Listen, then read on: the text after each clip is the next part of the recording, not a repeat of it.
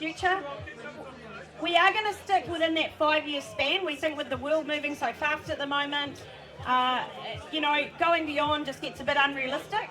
But all of our panellists today are going to have some great insights around that 2 to 5 year space for the future. And we're going to have a kind of a macro view on what's happening. And of course, we'll be talking around one of my favourite subjects, which I make no secret of, culture, and how much adding to the sector, not just in New Zealand, but globally.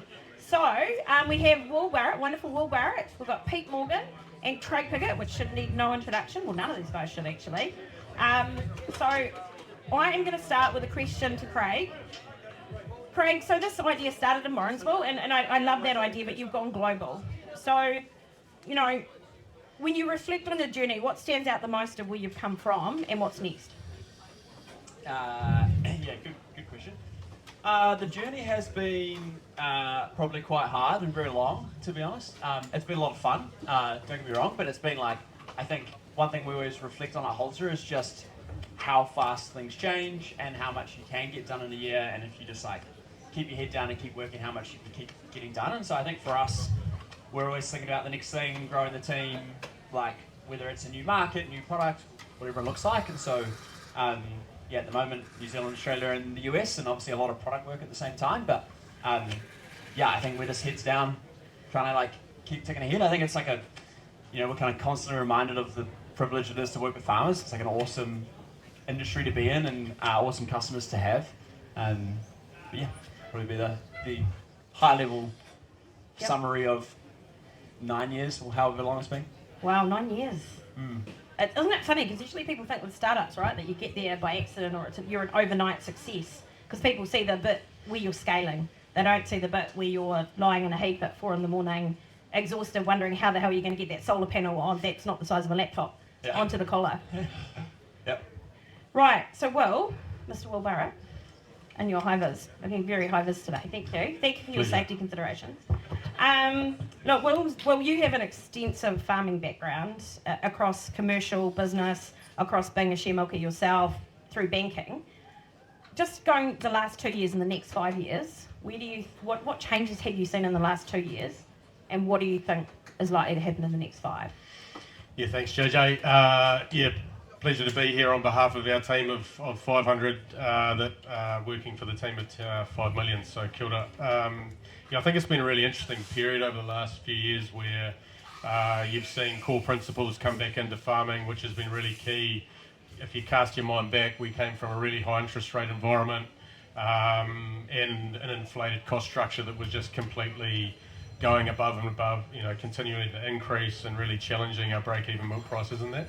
So I think, from 2 years ago to where we've come from today, focusing on those core principles and making sure we've got that right to underlie our future performance is really critical. I think there's 2 other things that have been quite interesting just from a macro industry perspective. There's, the fixed cost recoveries for all the stainless steel that's out there. We've got a milk war that's happening in central North Island at the moment. We're almost feeling like we're retrenching a little bit there from where we've come from as an industry. And then you're looking at the loss of significant volumes of red meat, especially lambs, and what that's doing to our underlying assets across Aotearoa. I think that's just a fascinating one. And then, the third one is really the really interesting space that farmers are getting to now, with especially in the dairy sector, where we're repaying a significant amount of capital back to banks, we're normalising balance sheets, and we're getting ourselves prepared for making the most of both this milk price environment, but also where the next 5 years looks to come in terms of making the most of that. So, it's a fairly interesting period for us. Next 5 years, where that looks, you start thinking about redefining the effective hectare. So you haven't just got your effective hectares that are in pasture. You're starting to look at, okay, we've got areas of land that we can put into trees to optimise that in production forestry. And then we've got areas of land that, the interesting stuff with Whorakau over in Tasmania, where you're actually starting to leverage the value of natural capital. And there's a lot of interest in the moment, and we're probably slightly behind in the global context around that, but we're catching up fast. So I think, from my perspective, looking forward the next 5 years, it's going to be bloody interesting to see the value proposition of farms and what that entails, not just from pastoral, but the optimised land use that we can generate from it. Yeah, and there's no reason we can't be getting revenue off every bit, right? Like effective 100%. doesn't have to be where an animal walks. Yeah, and rewarded for all the hard mahi that farmers are actually doing finally. So I think those that have invested up front, you know, they'll start to reap the rewards going forward, which is really bloody exciting, to be honest. Yeah. There's a lot of opportunity. I think we keep focusing on what we can't do, but I think there's just so much ahead. And Mr. Morgan, I had the wonderful privilege of my first experience with Halter was at your farm. And it you know, I know it sounds cheesy, but it really changed the way I think about farming, and it was just beautiful. Please find it as magical. What impact have you seen on your business? Well, for us, it's the funny thing about enabling technology is we're used to tech coming in any form or a change and just being dropped into one part, and then we're measuring how it performs. And it's quite easy to do if you put something simple in. For us, the thing about this world is that rather than being a little bit of tech, what it is of course, is enabling technology. And that's quite a different way of actually thinking. So the idea then of us enabling us to do everything differently, better, more fine-tuned, more progressive. So the changes for us, first and foremost, was turning the dial on pasture. The way we thought about it, the way we managed it, understood it, and then having this I'll never forget the first time standing at the top of this hill with my app and my cows there, and grass, was we were taking a lot of the fences out to enable us to do a lot, and then thinking, this is fantastic, I can do anything I want. And then going, secondly, crap, I've got no idea what I need to do, because all the normal rules go out the window in terms of 60 paddocks, 30-day round, day paddock, night paddock, all those sort of things, drop bits out. And then to just kind of liberate these constraints that we've got well used to being the cost of doing business within dairy farming. Same deal on our time, on our energy, on our data, all of those seem so finite. So to be enabled to do what we want, to be able to see deeply within the life of our cows and their behaviours and of our pastures and the dynamics of our feed. The interesting thing is playing on what Will was saying, is we actually end up going back to some really basic principles of just understanding what does good look like for a cow. And we lean on these guys and they come up with deep understandings and insights into what good looks like, and therefore the exception coming from that we can act on. We can understand deeply the dynamics of our feed and know we don't just have paddocks as individuals, that we're able to understand this wider flow, and therefore the simple metrics of we're on an 85-day round right now and I've got 2450 cover, my targets are absolutely going to be nailed for calving in 5 weeks time, and we can do something really interesting where we're used to having the ups and downs of where the feed was, the weather and everything, and the cows, but we'll have a set rotation in feeding, and the cows will be going up and down. Now, we are enabled to still reach our targets, have our allocations and our management for the number of moves each day flex, and the cows stay central. Less milk volatility, more even behaviours, even condition score. So it requires quite a bit of change in mindset, doesn't it? I love the way you described it when we were talking before was, you know, we used to have cows fit with the system, and now we have cows at the centre. And I think my greatest frustration is, and look, I'm crazy about animals. Like, I love my animals to bits. I'm insane with them. But I think this is one of the most significant animal health products and prevention to poor health, with environment, with finance, with commercial outcomes. And I think, you know, hearing that cows at the centre, I think it frustrates me when people don't see that. It's not technology that is forcing a cow to be, it's actually allowing a cow to be. And I think that's the most beautiful thing. Mr. Burrett, back to you. Pāmu. So, you know, what are you seeing with what you're using so far, and where do you see that going? Yeah, I think one thing that we've done is we've actually moved from a dairy and a livestock business to a regional business where we're optimising dry matter flows and livestock flows across businesses. So when you start looking at that, we start lifting up a little bit and provide opportunities where pasture is, obviously, but also information that underwrites that. So leveraging our existing software and that to help inform decision making. So I think that's been really critical, and obviously really leveraging FarmX to help see the wider regional opportunity that then we can execute on a farm by farm basis. So it's just lifting it from probably individual farms, 110 individual farms, to having regional farms and really driving it hard. And the team's been great at lifting to that.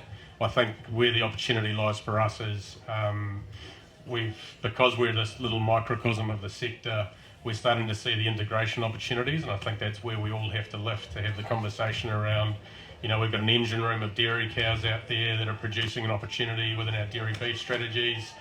Really proud of the opportunity that we're driving now through Focus Genetics and LIC to have the silver stabilisers coming through. You'll have a marked calf, good beef genetics coming through to create value proposition that the livestock sector want to take.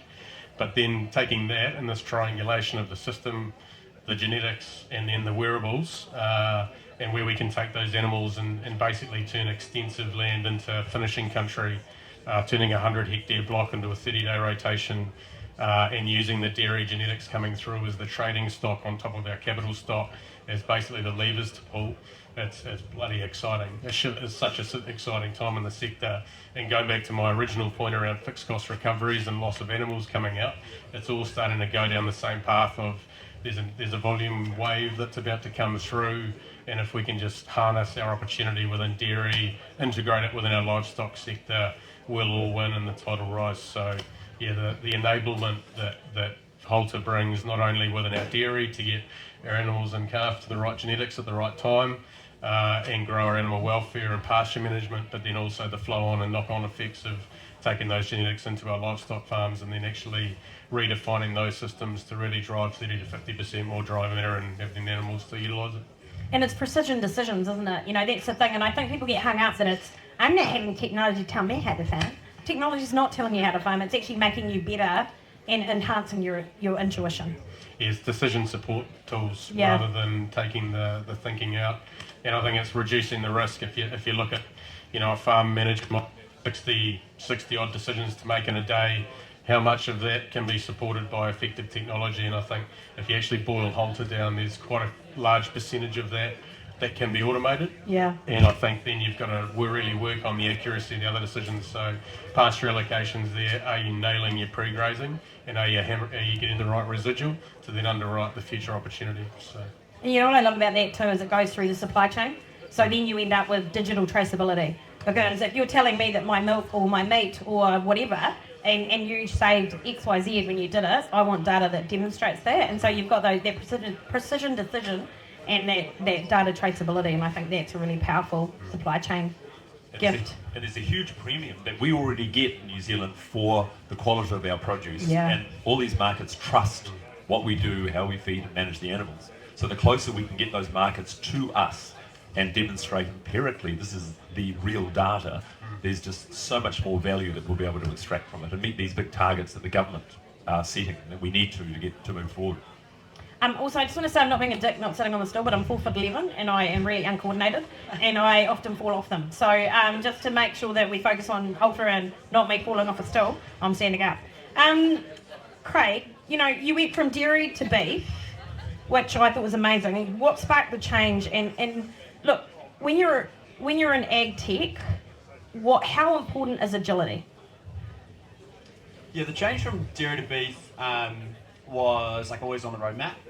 So it was never a question of if we were going to do beef. It was mostly a question of when, and that was driven, I guess, by when we thought we could support kind of the two different products and obviously different industries in a way.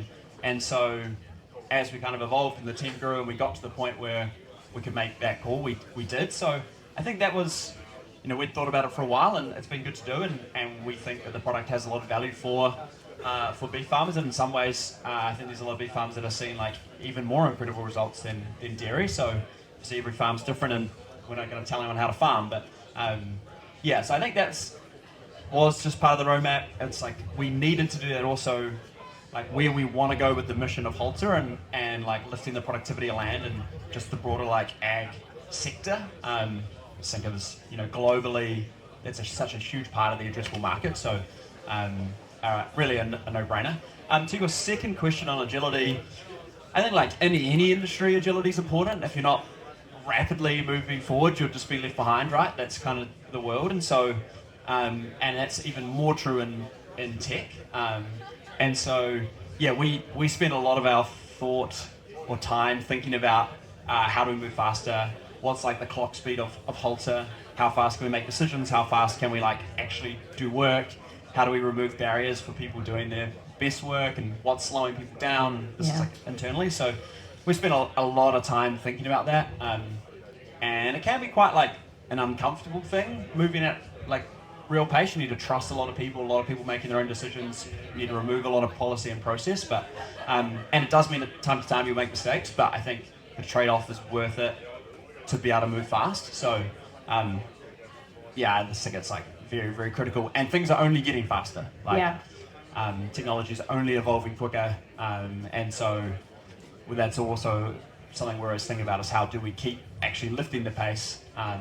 Can be hiring people, but it's often cultural and a lot of other things as well. So I think, you know, you use the words, we're not going to tell people how to farm. I think you've done 10 times better than that. You've actually enabled people, or you unlocked the ability for people to challenge their own systems. Mm-hmm. You know, and I think that in itself is quite powerful for people, because I haven't spoken to anyone that's using Halter that hasn't challenged themselves in how they're farming. And it's raised really cool flags for them to think about, and I think that evolution, you not only have you evolved your technology, you're enabling farming to evolve its, I guess, traditional thinking that sometimes can be an anchor. I mean, what are your thoughts on that, Pete? Yeah, so as I said earlier, this concept of us trying to wrap around some technology rather than enable us to go forward. The cool thing is we go to different farms, different Halter farms, and we're all using it in a whole variation of different ways. The way what time we start milking, the roles of the staff, the number of mobs we have, the number of moves, the way we grow crops. We've got a rolling farm with some steeper bits, and have lots of curved breaks. And what we have in common is that all of us have these core goals, these KPIs we're trying to drive for performance, and we're able to, again, use the technology to enable us to actually drive towards those things. And so you go onto them, and while it looks different, we definitely have all that in common, which is nice, rather than actually have to adapt to one particular system. Yeah, and look, I want to keep it real too, because Craig, I love the fact that you pointed before there are mistakes. And I think it's important that we understand there are mistakes in life. Like, there shouldn't be any process where there isn't. If you're actually trying something new and you have no mistakes, then you're probably not trying hard enough or not pushing yourself enough. So let's have a real chat for a second. You know, what sort of, I guess, moments have you had in implementation? Yeah, I think this is a tool that underwrites core principles. So you can't divulge your responsibility to focus on good pasture management, good stockmanship, but you've actually got a tool that helps accelerate the awareness or the timeliness in response to animal welfare, or, you know, being agile in terms of how you can look at your pasture management.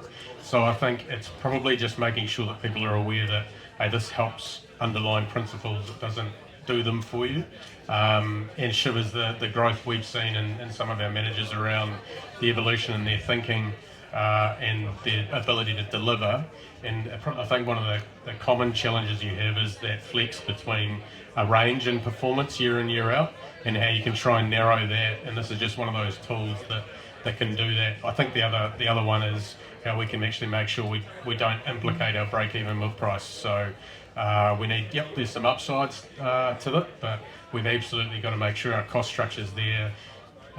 Sure as light comes day, or day comes night, we will have a downside in commodities, and we've got to make sure our underlying businesses are resilient to that. But the underlying performance that this enables within the business actually endures those cycles, I think, and that's sort of the maturity of our managers to get to that state. And I think the other really cool thing is seeing on those livestock farms, you know, you've got once bred dairy heifers, they've got calves running around, getting the pick of the greys in the paddock. They're weaning at 20 to 30 kilos heavier than your traditionals, and you know, that's massive value proposition. That's about $80 a head per calf more. You're already covering the collar, and then you've actually got mixed systems coming in underneath that, your sheep coming through. So yeah, just the value proposition this has to supercharge your business is quite exciting. Awesome. Pete, anything to add on that? Yeah, so we were lucky to be talking to Halter for a while, and so we've been collared just coming up to 5 years, so it's quite a long time, and we've got to be part of the evolution as Halter lent into developing the collar and coming up with this extraordinary model they've got. trial and error on lots of the software, which really quickly got sorted out. So we've got like 4 years of it just solidly performing, which then enabled us to, as Will said, to actually try anything. So we really empower our staff to try everything possible. And because you're paying attention, you can actually course correct really quickly. So as a core part of it is that is to try different things, but if you're paying attention, you're looking at the cows both physically but also tracking all their behaviours, you can very easily get back on track, particularly, as I said, to keep the cows at the very centre of it. Things like running multiple mobs. We normally have 3 or 4 mobs. We've had up to like 18 mobs on the farm, all moving at the same time. So as the sun rose this morning, we got 6 mobs on the farm, and 50 mils last night. And as the sun comes up, every single mob moved to its new break. And then my guy was texting me this morning just saying, just been going around at his own time, checking them, doing any fine tuning. And then some of those will have been a mistake on some of the paddocks, but he can then quickly correct again. Which, farming, you need to be bold. Yeah. You need to, if you're not, it's the whole thing of either going forwards or backwards. And going forwards requires just working at that edge and feeling a little bit of pain, trying different things. The early stages, for example, you could move the cows as many times as you want. So what happens if we move them every hour? And so we push right to that extreme and find that all you end up with all these really unsettled, unsuited cows. So go back to a core truth, go and lean on Dairy NZ, lean on MPI and Fonterra and find out what the base is economically or behaviourally, and find out what the rumination cycle of a cow. And so we try and move them at some stages of the year onto new breaks for lots of reasons, but one of them is to actually, again, work around what the normal cycle of the cow. So that sort of 4 hour, we can actually have them nail the residual, move to the next area. So it's been great, very liberating, and it's amazing and empowering for the staff, for them to know we've got their back to try stuff. They need to be accountable for it, but again, be bold. I think the wonderful point you made, though, is you have an instant feedback loop. Totally. And I think that's what's been missing in farming is, you might change a system, but you wait 6 months to see if it worked, and then you change it, and you kind of, it's a long time, and that can be an expensive lesson. Absolutely. When you get an instant feedback loop, your example about moving them every hour, which ironically I did think about one day driving past the farm, thank you for clearing that up for me, is, all of a sudden you have, right, okay, that doesn't work for these reasons. And I think that's, again, that real power in business decisions and actually having data coming back through. And you need to develop a hunger for answering those questions and the reasons. So as Will said, you need to look hard at the economics and look at the animal behaviour and lean on the agronomists and understand the fertility of your farm. And so you end up with you try something, you get another question, and then we should be pushing forward that frontier all of the time, and not just for Halter. We need all the other components of the industry. One of our main themes for 2024 we've discovered was that we can create this wonderful complexity within our farm system that can achieve synchronously a whole lot of things and very calmly, but without it being complicated. Yeah. There's a very big difference between those two things. And there's nothing wrong with complexity, because you think of the way you run your own farms. They're phenomenally complex operations that you've got your finger on. And there's no harm in it becoming slightly more complex. And for us, it's become significantly less complicated. That's awesome. I love that. Yeah, there is a difference. Now, I'm going to throw to the audience in a second, so think about questions you might have. But Craig, I think I've asked you this like a million times, but, when you thought back, are you finding, did you imagine it was going to be this much value, the product? Did you just know? Was there an instinctive gut feeling there? Halter is way bigger and is doing way more stuff than we kind of even dreamed of in the beginning, and that's thanks to the team and everyone that's been on the journey, farmers and every person in the industry that's helped us. And so I think short answer is probably no. It didn't there was no master plan that had this in it. I think we knew if we were focused on this interaction between how you graze your land, and that if you're, as a farmer, the thing you really care about is the productivity of your land, is how much that's your your asset you're trying to get a return on. And so I guess the hunch was, hey, if we kind of play in the space between the cow and the land, that's going to be important, and that's the real needle mover in the industry.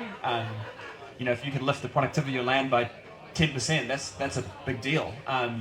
And so that was, I guess, the thesis, and broadly that's how true. How we've done that's definitely evolved. Every quarter, every year, like that's changed a lot, and a lot of people join Halter and they come with like strong opinions and good ideas, and we're like, yeah, let's definitely do that. That's a great idea.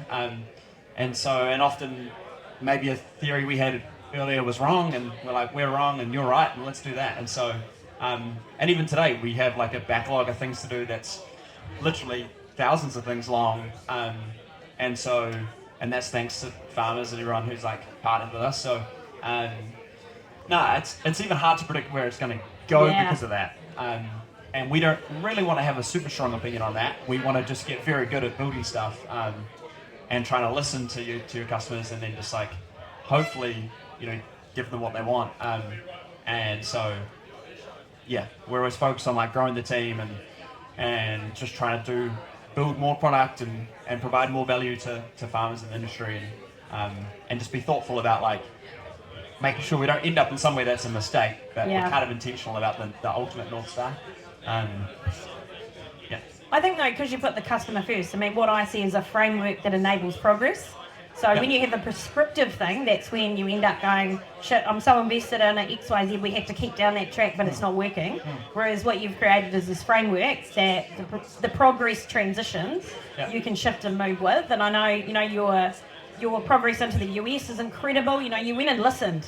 You didn't go over there. And I love New Zealand, but I've had a little bit to do with the export, and we do have a bad habit of turning up somewhere and telling someone that our product's amazing, even though we have no idea about the country and we've got no idea. And whereas you've gone on there and listened, right? The US is a completely different landscape to New Zealand. Yeah, we spent the first few years of Halter really building the infrastructure to enable the product to evolve. Like, it was like very hard to be able to update the collars when they're on a cow with new software. Like, that took us, we spent like years trying to work out how to do that before the collar even did anything. And the theory was, well, we're going to need to update the collar so that we can just build the product. And it's annoying for us if we have to take the thing off every 6 hours and update it. And so we kind of need that internally. And then actually it turns out like you really want that long term for once you've got hundreds of thousands of collars out there. And that's probably one of the most important decisions we made. And it's not even a product, right? Like, you now don't even really think about it. It just enables the product to keep changing. So for sure, and that enables you to listen. And a lot of the product teams don't even listen to me. Like, if I'm like got this idea for a product and they're like, no, like, we don't hear that from our customers. And you're like, okay, fair enough. Like, and so I think it is, you're trying to set up the system to enable that. Yeah. Have we got any questions from the audience? Oh, we got 3 guys leaving here. Did we offend you? Sorry. Has anyone got any questions? No. Oh, come on. You guys must have some, Good, we're done. Oh, sorry. Sorry, Justine. You need to stand up. Hi, Justine Piggott from New Zealand. I was just wondering, particularly Will and Peter, like the biggest barriers you thought going into Halter that didn't actually come to fruition. So, the things that you thought you were going to have to overcome, that went I guess, for adoption. So the big question was, what were the biggest sort of barriers that we thought that we'd have coming in? So certainly for me it was, and we came in when there was no precedent, there weren't any other Halter farms around. But I still see the same journey for someone looking at collaring right now, where this idea, as we've touched on before, that I would need to change what I do in order to actually be able to run this, as opposed to I use this to help me run what I do. Backing the fact that the better I understand my own business, as the infrastructure and the animals and the land and my goals and KPIs, then that was the limiting factor always. So we come in and basically make sure it's used to empower all of that. And then for me, a whole lot of counterintuitives that I thought my staff would no longer be putting fences up on getting cows, therefore would be distant from the cows. But the fact we'd actually taken all these hours away, cut 20% of the hours out for our staff, and that would look like a bit of a lazy farm. The reality was the complete opposite, that we've never been more intimately close to the cows. We go and visit them more often, we go through. The staff deeply appreciate having more civilised hours, but they care so much more than I ever thought.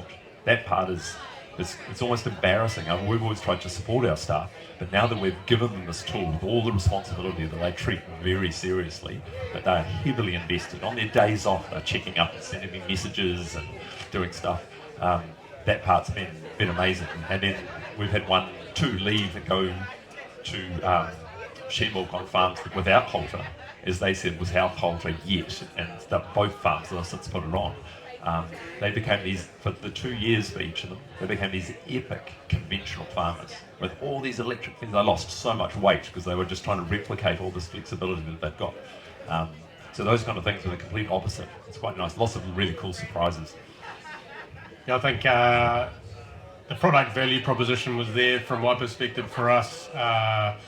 We'd sort of tested a few things, but also the experience from Ngāi farming that I brought into Pāmu and the positive experience there, and the value proposition was real. I think we had to do ourselves a service and focus on core, earn the right to be able to have this discussion. So good cost control, good financial management, good physical management, and then we had a tool provided. So, and that's not carte blanche, we've tactically gone, okay, well, where's strategically the right fit for the best use case? So above 1,500 cows, we've sort of given them the opportunity, and that's for the right reasons around attention to decal accuracy at large scale, herd management and pasture management. And then we've used it as an indicator farm. So we've got complexes around the Motu, West Coast, Canterbury, Motua, Taupo. So we're using a farm in each region. Well, Taupo's got the 1,500 cow herds, to be fair, but we've got an indicator farm in each region to help transition management from winter crop into pasture. We've seen a fundamental shift in our animal welfare there with mating performance, and then peak milk, and then and also for pasture management. So basically, it's our digital platform that helps indicate where we're going, which is really exciting. Any other questions? Any other? I'll give you a last question each. Look, we know that we want to increase the value, double or whatever our exports for New Zealand. We want to economically do these things, right? We want to do right by our environment, our animals and our people. And what I love about Halter is I actually believe that it helps with all of those things, which is quite rare in a product. Where do you see, and I'll start with you, Will, the advances in agriculture with technology, like the real power? What's our catalyst to move forward faster? I think that integrated system that I talked about earlier, fundamentally we've got to mature into a sector that's having those honest conversations between the value proposition of our dairy and livestock farms nationally, and Halter fundamentally, as I mentioned earlier, underwrites that. You've got the ability within your mating programs to then influence the product that goes into our livestock farms to supercharge them, and then you've got the control that you can have around how you can manage steeper terrain in a finishing environment through Halter. So it's genuinely end-to-end, and I think that helps the sector in terms of driving productivity, throughput through our stainless steel, and ultimately matures New Zealand as an entity that's actually going to carry our value proposition forward stronger. And I don't think we've got there yet, and we need to mature. Yeah, if only we had some technology. Maybe we need Halter for humans, when we're actually having a dumb mindset about something about, the progress vampires out there are sucking the progress out of, all the energy out of progress. Maybe we need to zap them every now and then if we could. But I guess it's mindset, right? Like what you're saying is we've got it all there now. It's going to be that mindset for shift. Yeah. Market end as well, lifting it to being an Aotearoa value proposition, of which Halter is an underwriter to a lot of elements to it. So, this isn't just a product pitch, this is a genuine, how are we going to actually take New Zealand from good to great in this space, and we've got to keep pushing forward. So, I'm bloody excited. We're on an early stage within the rollout within Pāmu, but certainly if we've got right, then we can actually earn the right to be able to book it. And you can share with us, right? You can publicly share the successes you're having. Watch this space. Pete, what are your thoughts?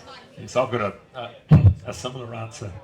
Excuse me, and I agree totally about the kind of vertical nature that we've got to be thinking in terms of our industry and in the world. For me, the game changer is convergence. Yeah. That we've got so many different sources of data on farm. There's so much more potential, both financially, performance and pasture, and Halter is taking care of a lot of it. But outside that, we've got even more sources. And for us to have more and more of those platforms come together, and the weight's also going to have to be lifted by other components in the industry. What does the role of a vet look like going forward? And our farm advisors and our agronomists, and, weather forecasters and all of that. But what we don't want as farmers, and I certainly don't, is just more and more and more platforms and apps on my phone and all that, trying to juggle between them, that we're able to bring more of those together and create, use the term optimization, that we actually need to be able to find these sweet spots in what we're doing. I want to farm. I want to be able to each day get out there and do my thing and not have to actually go down all these roads in order to fill in these gaps. There's opportunities for them. It'll be disruptive for a lot of these other industries, but we will be at the centre of that. And Halter has created this platform, this operating system that everything else can, in terms of us running the farm, can blend in. But huge opportunities for us to bring those things together. And we've only started to scratch the surface of the potentials for me to have IoT devices across the farm that are measuring soil moisture and temperature and fertility and all of those things. They're very simple and cheap, but we do need that way of putting them together, so we don't have to just keep running faster and faster. Huge potential, particularly on farm efficiency. Yeah. That for us to produce more with less, for me, the amount of pasture I utilise, our challenge has always been that quantifying the amount of pasture that we're able to grow and utilise, and have a return on Halter by itself to actually pay for it, and then everything else we've got, which is very significant.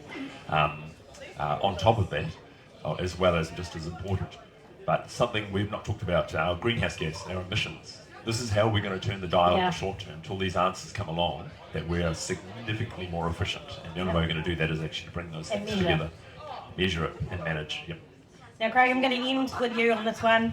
How does it feel to, I guess, have a dual impact on export? Because not only are you a tech export, which is one of our fastest growing exports, and also ag. So you're now contributing into the ag space of the actual physical product. How does that feel, Craig? How does that make you feel? Yeah, what a question. I don't know if I spend that much time thinking about that piece versus just trying to build a good product and solve real problems and work on things that matter. So I think the fact that how we think about growth and exporting to new markets is A, that helps us achieve our mission, and B, that actually improves the product. We have more animals, we collect more data, we're able to train models to be better, and so it's all kind of works together to make the product better. So I think that's, we don't really wake up in the morning thinking about these huge high level abstract things. It's more just we want to move the ball forward, we want to keep making a better product, and I think we try and keep that pretty grounded in the customers that we deal with and the industry that we're in. So it's definitely a very, very cool industry. You think of all the other software and hardware products in the world, and ultimately who those customers are versus farmers being able to be your customers, and how important farming is to them and how it's part of their livelihood. And anytime you can get out on the farm or you can talk with customers, it's just makes it all worth it. It is just makes all the hard work and the long nights and the hard challenges easily worth it. But yeah, and then maybe if I was to kind of humour you at a high level, we definitely agree agriculture is one of the most important industries in the world. It's half the world's habitable land mass, and so solving or lifting the productivity of that land, it's got to be one of the biggest and most important problems. And so it's a worthy cause, I guess. It's a worthy reason to. But it's an outcome, right, of doing really cool shit that people need, that's actually solving a problem. And when you stay in that, look, anything that's not being cheesy, but I got to go to Stanford University and do some strategy stuff, and that's the main focus they do, is around that. It's got to be cool. That is one thing, and that's what you've done. It's got to be practical, it's got to be filling a gap, and it's got to be able to evolve. And that's what you've done, and the outcome is X. Yeah, for sure. Well, thank you for listening. Have anyone got any last comments or anything you want to... I know you're a big talker, Will, so did you want to throw anything out there? Definitely haven't done this at a Fieldays, JJ, so this has taken me out of the comfort zone. But no, great opportunity. Just really excited. Ultimately, it's feeding people right. That's what we're all involved in, feeding the global population, and there's no greater purpose that a farmer can have in a person within the sector, and this epitomises it, the Fieldays. Thank you so much, guys. I am very grateful for your time. Let's have a clap, everyone.